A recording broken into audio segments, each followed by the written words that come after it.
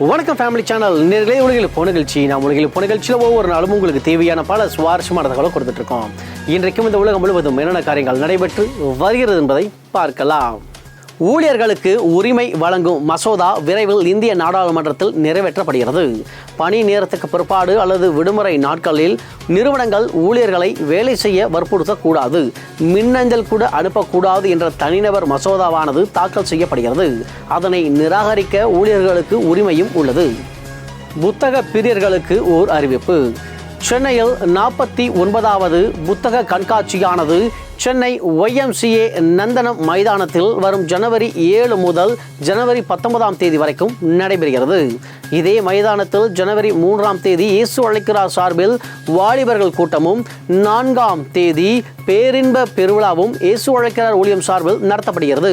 மறவாமல் அந்த கூட்டத்திலும் பங்கேற்று ஆசீர்வாதத்தை பெற்றுக்கொள்ளுங்கள்.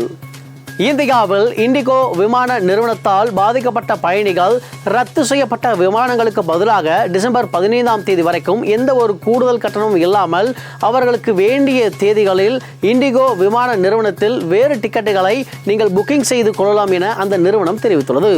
பயணிகள் டிக்கெட்டை ரத்து செய்துள்ளதால் அவர்களுக்கு முழு தொகையும் வழங்கப்படும் எனவும் அந்த நிறுவனம் தற்போது அறிவிப்பை வெளியிட்டுள்ளது. ரயில் நிலையங்களில் உரிய அனுமதி பெறாமல் இனி வீலாக் எடுப்பது, புகைப்படம் எடுப்பது, வீடியோக்களை பதிவிட்டு வெளியிடுவது சட்டப்படி குற்றம் என தெற்கு ரயில்வே தெரிவித்துள்ளது. தெற்கு ரயில்வே தெரிவிக்கையில், ரயில்வே குறித்த புகைப்படங்களை எடுத்து தேவையில்லாத அவதூறுகளை பரப்புவதால் இந்த நடவடிக்கை என தெரிவித்துள்ளனர். நாடு முழுவதும் கடந்த 5 ஆண்டு காலத்தில் மட்டும் 5.28 லட்சம் போக்சோ வழக்குகள் பதிவு செய்யப்பட்டிருப்பதாக தகவல் வந்துள்ளது. 2020 இந்த 2025ஆம் ஆண்டுக்குள் கிட்டத்தட்ட 5,28,000 போக்சோ வழக்குகள் இந்தியா முழுவதிலும் பதிவு செய்யப்பட்டுள்ளது. மீண்டும் ரெப்போ வட்டி விகிதத்தை குறைத்துள்ளது ரிசர்வ் வங்கி. குறுகிய கால கடனுக்கான ரெப்போ வட்டி விகிதத்தை 0.25% குறைத்துள்ளது ரிசர்வ் வங்கி. 5.25% தற்பொழுது நிர்ணயம் செய்யப்பட்டுள்ளது. இதனால் குறுகிய கால கடன் பெற்றவர்கள், வீட்டுக்கடன், தனிநபர் கடன், வாகன கடன் உள்ளோருக்கு வட்டி விகிதம் குறையும். கடந்த ஜனவரி மாதம் முதல் தற்போது வரைக்கும் அமெரிக்காவிலிருந்து 3,500 இந்தியர்கள் இந்தியாவிற்கு நாடு கடத்தப்பட்டுள்ளனர். கடந்த ஆண்டை ஒப்பிடுகையில் சற்று அதிகம்தான். கடந்த ஆண்டு 1,500 பேர் இந்தியாவுக்கு நாடு கடத்தப்பட்டனர். சட்ட விரோதமாக அமெரிக்காவில் தங்கியிருக்கும் பிற நாட்டவர்களை அமெரிக்காவின் ட்ரம்ப் அரசு உடனடியாக வெளியேற்றி வருகிறது. இந்த அறிவிப்பால் தற்பொழுது சட்ட விரோதமாக அமெரிக்காவில் தங்கியிருக்கும் இந்தியர்கள் நாடு கடத்தப்பட்டு வருவதாக வெளியுறவுத்துறை அமைச்சர் ஜெய்சங்கர் நாடாளுமன்றத்தில் தெரிவித்துள்ளார். மழை காலங்களில் மட்டும் பாகிஸ்தானுக்கு நதிநீர் வழங்கப்படும் என நாடாளுமன்றத்தில் தெரிவிக்கப்பட்டுள்ளது. பஹல்காம் தாக்குதலுக்கு பிற்பாடு இந்தியாவிலிருந்து பாகிஸ்தான் செல்லும் அனைத்து நதிநீர்களும் தடுத்து நிறுத்தப்பட்டது. தற்பொழுது அந்த பகுதிகளில் கனமழை ஏற்பட்டு வெள்ளப்பெருக்கு ஏற்பட்டு இருப்பதால் மழை காலங்களில் மட்டும் பாகிஸ்தானுக்கு உபரி நீர் திறந்துவிடப்படும் என நாடாளுமன்றத்தில் தற்பொழுது தெரிவிக்கப்பட்டுள்ளது. இனி வீட்டிலிருந்தே பத்திர பதிவுகளை செய்து கொள்ளலாம். ஸ்டார் 3.0 திட்டமானது விரைவில் அமல்படுத்தப்படுகிறது. வீட்டில் இருந்தே பத்திர பதிவுக்கு தேவையான கைரேகைகள் அனைத்தையும் டிஜிட்டல் முறையில் நீங்கள் செய்து கொள்ளலாம். இதன் மூலமாக பத்திர பதிவை சுலபமாக்க முடியும் மற்றும் உடனடியாக ஆவணங்களை பெற்றுக்கொள்ளவும் முடியும். தமிழ்நாட்டில் வாக்காளர் தீவிர திருத்த பணிகள் மேற்கொள்ளப்பட்டு வரும் இந்த நிலைமையில் 77 லட்சம் வாக்காளர்கள் தகுதி நீக்கம் செய்யப்படலாம் என கணிக்கப்பட்டுள்ளது. தமிழ்நாட்டில் மொத்தம் 77.52 லட்சம் வாக்காளர்கள் வாக்காளர் பட்டியலிலிருந்து தகுதி நீக்கம் செய்யப்பட வாய்ப்பு இருப்பதாக தெரிவித்துள்ளனர். குறிப்பாக சென்னையில் மொத்தம் 40 லட்சம் வாக்காளர்கள் இருக்கிறார்கள். அவர்களில் 10 லட்சம் பேர் தகுதி நீக்கம் செய்யப்படலாம். ரஷ்யாவின் நீர்மூழ்கி கப்பலை குத்தகைக்கு எடுக்க உள்ள இந்தியா. ரஷ்யாவிடம் இருந்து சுமார் $20 பில்லியன் இந்திய ரூபாய் மதிப்புப்படி 20,000 கோடி ரூபாய்க்கு 10 ஆண்டுகளுக்கு குத்தகை எடுக்க தற்பொழுது ஒப்பந்தமானது போடப்பட்டுள்ளது. இந்த பேச்சுவார்த்தை கடந்த 10 ஆண்டு காலமாக நடைபெற்று வந்தது. தற்பொழுதுதான் முடிவு பெற்றுள்ளது. இந்திய விமானப்படையில் வேலை வாய்ப்பு அறிவிக்கப்பட்டுள்ளது. இந்திய விமானப்படையில் ஃப்ளையிங் மற்றும் கிரவுண்ட் டியூட்டி பணியிடங்களுக்கு ஆட்கள் எடுக்கப்படுகின்றனர். 20 வயதிலிருந்து 26 வயதுக்குள் இருப்பவர்கள், குறிப்பாக திருமணமாகாதவர்களுக்கு முன்னுரிமை வழங்கப்படுகிறது. தகுதி உள்ளவர்கள் கீழ்கண்ட இணையதளம் மூலமாக விண்ணப்பம் செய்யலாம். உடல் தகுதி மற்றும் உளவியல் மருத்துவ சோதனைகள் நடைபெறும். தமிழ்நாட்டில் பெட்ரோல் மற்றும் டீசல் விலை நிலவரத்தை பார்க்கலாம். தமிழ்நாட்டில் 1 லிட்டர் பெட்ரோல் விலையானது தொடர்ந்து 101 ரூபாயாக விற்கப்படுகிறது. 1 லிட்டர் டீசல் விலையானது 92 ரூபாய் 50 பைசாவாக தமிழ்நாட்டில் விற்கப்பட்டு வருகிறது. தமிழ்நாட்டில் தங்கம் மற்றும் வெள்ளி விலை நிலவரத்தை பார்க்கலாம். தமிழ்நாட்டில் 1 கிராம் தங்கத்தின் விலை தற்பொழுது 12,000 விற்கப்படுகிறது. 1 சவரன் தங்கத்தின் விலை 96,000 தமிழ்நாட்டில் விற்கப்பட்டு வருகிறது. 1 கிராம் வெள்ளியின் விலை 198 1 கிலோ வெள்ளியின் விலை 1,98,000 தமிழ்நாட்டில் விற்கப்பட்டு வருகிறது. தொடர்ந்து போயிட்டு இருக்க உலகில் இப்போ நிகழ்ச்சியில் ஒரு சிறிய இடைவேளைக்கு முன்பாக நான் அவங்ககிட்ட ஒரு கேள்வி கேட்கப்போகிறேன். இந்த கேள்விக்கான விடையை சேர்த்து வைங்கள். என்னுடைய கேள்வி என்ன அப்படின்னா, நம் மனித உடலில் குளிர்ச்சியான பகுதி எது? இதோடைய கேள்வி, நம் மனித உடலில் குளிர்ச்சியான பகுதி எது? சிந்திங்கள். உங்களை மீண்டும் சந்திக்கிறோம்.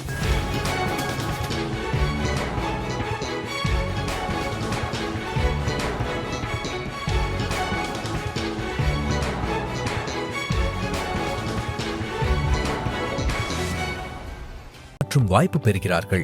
நான் பயோமெடிக்கல் டிபார்ட்மெண்ட்ல ஃபைனல் இயர் படிச்சுட்டு இருக்கேன். நான் வந்துட்டு கேப்ஜெமினி ஹெல்த் கேர் செக்டர்ல சாஃப்ட்வேர் அனலிஸ்ட் ரோலுக்கு பிளேஸ் ஆயிருக்கேன். இன்ஃபோசிஸ்ல வந்துட்டு சிஸ்டம் இன்ஜினியர் ரோல்ஸா பிளேஸ் ஆயிருக்கேன். நான் 2 கம்பெனியில் பிளேஸ் ஆயிருக்கேன், அக்சென்சர் அண்ட் கேப்ஜெமினி. 7 கோடி மதிப்பிலான பல்வேறு வகையான உதவித்தொகை வாய்ப்புகள் மூலம் தகுதியான மாணவர்கள் நிதி ஆதரவு பெறுகிறார்கள். 15 சிறந்த வசதிகளுடன் கூடிய விடுதிகள், சுவையான உணவுகள், ஹைஜீன் பராமரிக்கப்படும் முறையில் வழங்கப்படுகின்றன.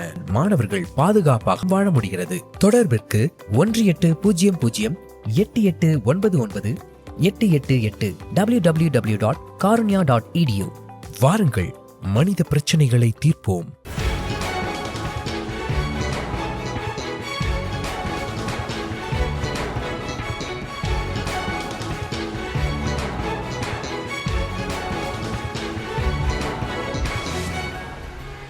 தொடர்கிறது உலகில் இப்போ நிகழ்ச்சி. இடைவேளைக்கு முன்பாக நான் உங்கள்கிட்ட ஒரு கேள்வி கேள்வி என்னவாக இருந்தது அப்படின்னா, நம் மனித உடலில் குளிர்ச்சியான பகுதி எது? அதோடைய கேள்வி விடை வந்துட்டு மூக்கு. உலக செய்திகளை பார்க்கலாம். கம்போடியா நாட்டின் மீது மீண்டும் தாக்குதல் நடத்தியுள்ளது தாய்லாந்து. தாய்லாந்து மற்றும் கம்போடியாவுக்கு இடையே நீண்ட காலமாக சண்டை நடைபெற்று வருகிறது. வடகிழக்கு ஆசிய நாடுகளாகிய இவர்கள் அங்குள்ள ஒரு கோயில் பகுதிக்காக தொடர்ந்து போரிட்டு வருகின்றனர். கடந்த ஜூன் மாதத்தில் இந்த சண்டை பேச்சுவார்த்தை மூலமாக நிறுத்தி வைக்கப்பட்டது. ஆனால் தற்பொழுது மீண்டும் எல்லை பகுதியில் பதட்ட சூழ்நிலை நிலவுகிறது. காசாவில் போடப்பட்டிருக்கும் போர் ஒப்பந்தத்தை தொடர்ந்து மீறி வருவதாக இஸ்ரேல் மீது குற்றச்சாட்டை முன்வைத்துள்ளது துருக்கி மற்றும் எகிப்து நாடுகள். ஆனால் காசா பகுதியில் ஹமாஸ் தான் ஒப்பந்தத்தை மீறி வருவதாகவும் அதற்கு நாங்கள் பதிலடி கொடுத்து வருவதாகவும் இஸ்ரேல் ராணுவ தரப்பில் தெரிவிக்கப்பட்டுள்ளது. போர் ஒப்பந்தத்துக்கு பிற்பாடு இஸ்ரேல் நடத்திய தாக்குதலில் 500 பாலஸ்தீனர்கள் கொல்லப்பட்டிருப்பதும் குறிப்பிடத்தக்கது. ஜெர்மனியில் இளைஞர்களுக்கான கட்டாய இராணுவ சேவை புதிய மசோதாவானது நாடாளுமன்றத்தில் இயற்றப்பட்டது. ஜெர்மனி நாட்டில் 18 வயதுக்கு மேற்பட்ட ஆண்கள் கட்டாயமாக இராணுவத்தில் பணிபுரிய வேண்டும். இதன் மூலமாக ஆண்டுக்கு 20,000 இராணுவ வீரர்களை எடுக்கும் திட்டத்தை அந்நாட்டு அரசு கொண்டு வந்துள்ளது. பெண்கள் தன்னார்வமாக வந்து அதில் பங்கேற்கலாம். ஆனால் இதனை எதிர்த்து அங்குள்ள மாணவர்கள் தற்பொழுது போராட்டத்தை நடத்தி வருகின்றனர். சீன நாட்டின் போர் விமானத்தை விரட்டியடித்த ஜப்பான் இராணுவம். தாய்வான் நாட்டிற்கு தொடர்ந்து ஆதரவாக செயல்பட்டு வரும் ஜப்பான் நாடு அருகாமையில் இருக்கும் தீவில் F-15 ரக போர் விமானத்தில் பயிற்சி செய்து வந்தது. அப்பொழுது அங்கு வந்த சீனாவின் J-15 விமானம் ஜப்பான் நாட்டின் விமானத்தை பின்தொடர்ந்தது. இதனை அறிந்து உடனடியாக ஜப்பான் நாட்டின் போர் விமானங்கள் சீன நாட்டின் விமானத்தை விரட்டியடித்தது. தூசி புயலில் இருந்து கிளம்பிய தீப்பொறிகள். செவ்வாய் கிரகத்தில் திடீரென தூசி புயல் ஏற்பட்டது. அதனை கண்டறிந்து புகைப்படமாக எடுத்து பூமிக்கு அனுப்பியுள்ளது நாசாவின் மார்ஸ் ரோவர்.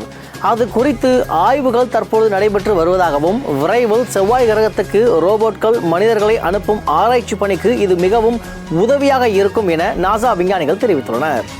இலங்கை வந்துள்ள பிரம்மாண்ட சொகுசு கப்பல். இலங்கையில் பெய்த பலத்த மழை நிமித்தமாக வெள்ளப்பெருக்கு மற்றும் நிலச்சரிவால் ஏராளமான மக்கள் உயிரிழந்துள்ளனர்.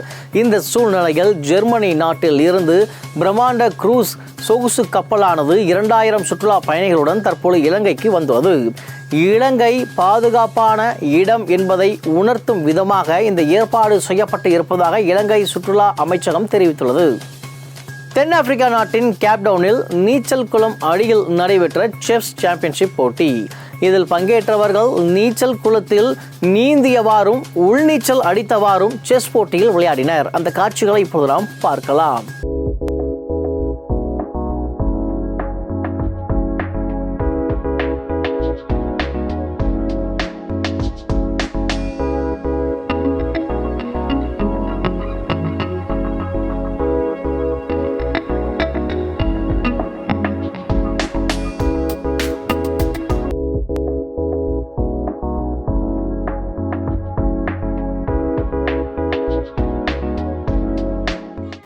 காசா மக்களின் முகாம்கள் மீது இஸ்ரேல் ராணுவம் நடத்திய தாக்குதல். இந்த தாக்குதலில் முகாம்களில் இருந்த கூடாரங்கள் அனைத்தும் தீயில் எரிந்து நாசமாகினர்.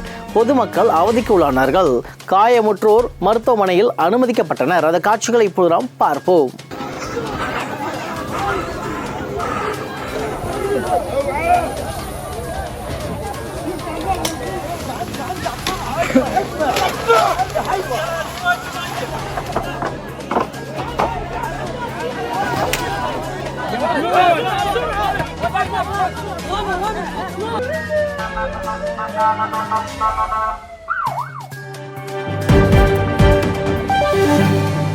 முக்கிய அறிவிப்புகளை பார்க்கலாம். இலங்கையை தாக்கிய கோர புயலின் நிமித்தமாக கடுமையான வெள்ளம் மற்றும் நிலச்சரிவால் ஏராளமான மக்கள் உடைமைகள் வீடுகளை இழந்து தவித்து வருகின்றனர். அவர்களுக்கு உதவி செய்யும் விதமாக இலங்கையில் இருக்கும் இயேசு அழைக்கிறார் ஊழியர்கள் மக்களுக்கு தேவையான நிவாரணப் பொருட்களை வழங்கினர். தொடர்ந்து அவர்களை கட்டமைக்கும் பணிகளிலும் ஈடுபட்டு வருகின்றனர். இயேசு அழைக்கிறார் ஊழியம் அவர்களுக்காக ஜெபித்து வருகிறது.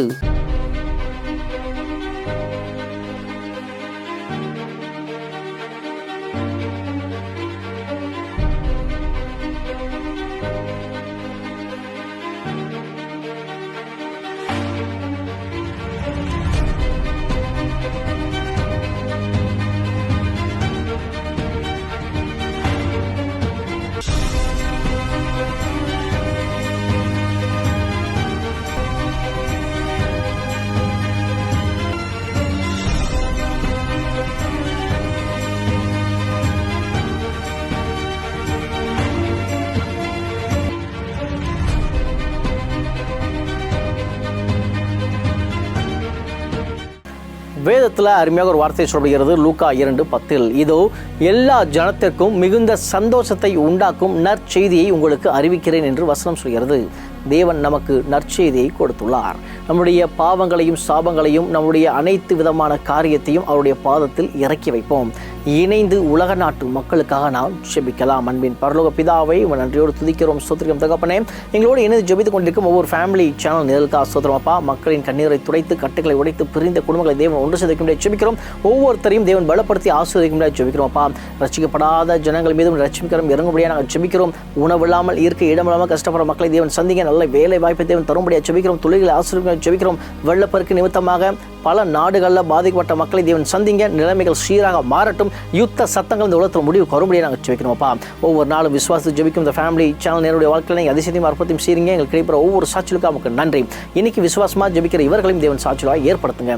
மேலான வகையில் கரங்கள் ஒப்பு இருக்கிறோம், பாதுகாகள் தாழ்த்துகிறோம், ஒவ்வொருவரை வைத்துக்கிறோம். இயேசு கிறிஸ்து நாமத்தில் ஜெபிக்கிறோம். இங்கே ஜெபிங்க ஜீவனால பிதாவே.